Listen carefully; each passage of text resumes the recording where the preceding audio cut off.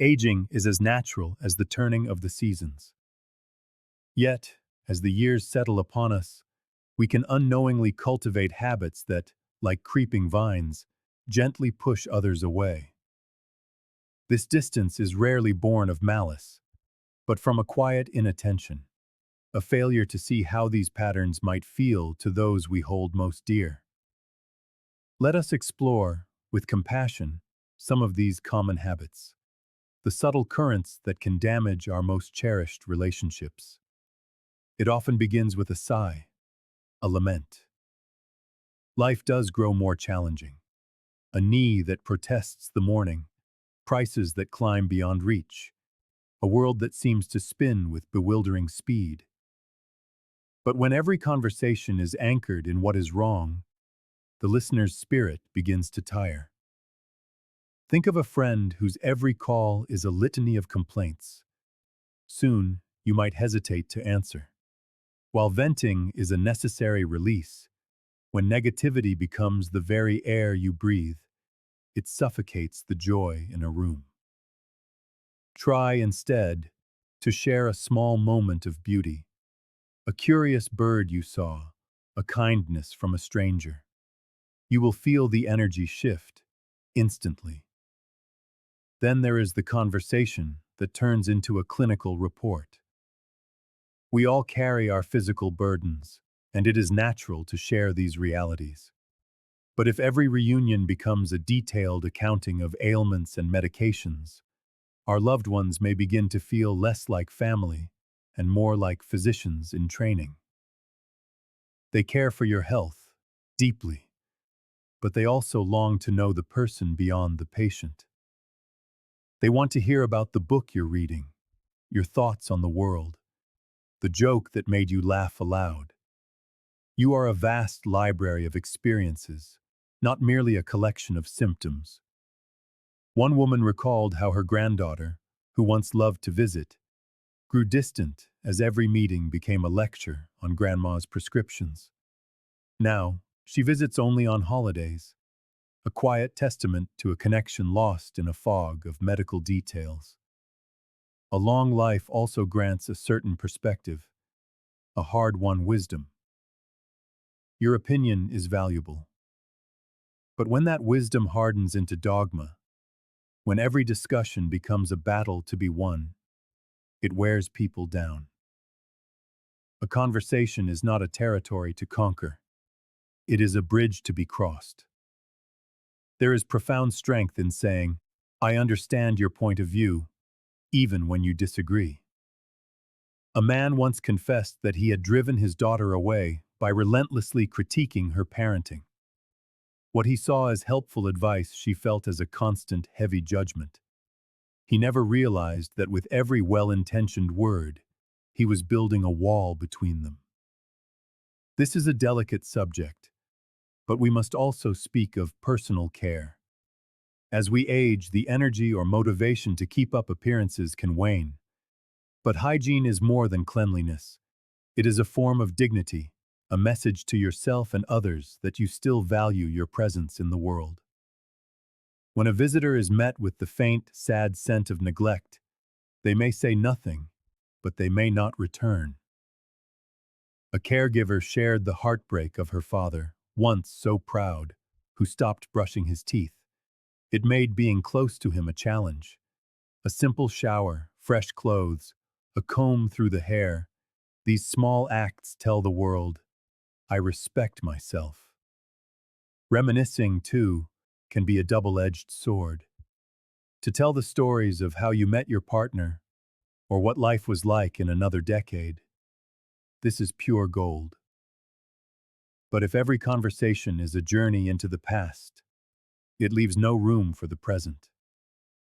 Your children want to share their new job. Your grandchildren want to show you their world. If you only speak of how things used to be, you miss the life that is happening right in front of you. Stay curious. Ask questions. The past is a beautiful country to visit, but we cannot live there. Similarly, there is a timeless refrain, a criticism of the younger generations. Perhaps they dress strangely or seem tethered to their phones. But when all they hear is what's wrong with their world, they eventually stop listening. Remember, your own parents likely thought your music was too loud and your ideals too strange. It is the cycle of life. Instead of pointing out flaws, try to build a bridge. Acknowledge their creativity or praise their strength. Connection is far more satisfying than condemnation. In quiet communities, it can be tempting to trade in the currency of whispers, gossip, but this currency devalues trust, and meddling, offering an opinion where it was never asked, only builds walls of defense. One man recalled how his mother's well-meaning interference in his marriage created a rift that took years to heal. Grant others the grace to live their own lives. If they need your wisdom, they will ask for it. Peace is often found in the wisdom of silence. The modern world can feel overwhelming, a blur of smartphones and strange new codes. But refusing to even try to learn closes a door to connection. Engaging with new things keeps the mind sharp and opens worlds. Imagine video calling your grandchildren or playing a game of chess with a nephew across the country. One woman in her 80s took a basic computer class and said it made her feel young again. The world will not slow for us, but we can choose to keep walking with it. Loneliness is a profound pain, but blaming others is not the remedy. The thoughts, "my children never visit," or "nobody calls me," are born of sorrow, but they can become a self-fulfilling prophecy. Instead of waiting, try reaching out first. Call someone just to say hello, send a card, invite a neighbor for tea.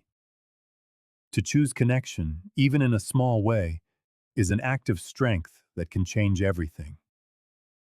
Money, too, can be a delicate matter.